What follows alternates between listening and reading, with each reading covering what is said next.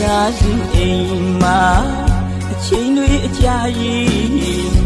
လောကရန်တုနိုင်လူခဲ့တဲ့ချစ်တော်ပြီ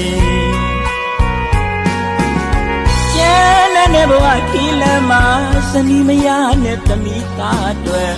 ယူသားစွာနဲ့ကျိုးသာရှာပွေခနဲ့ပါပစိုးပြေချွေးလေးရွှဲလဲမနာခဲ့ပါဘူးလေမိသားစုအရေးမှုသူအားနဲ့ကူပေးခဲ့တာ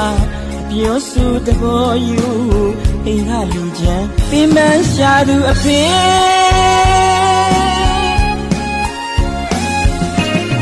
သူချွေးနေ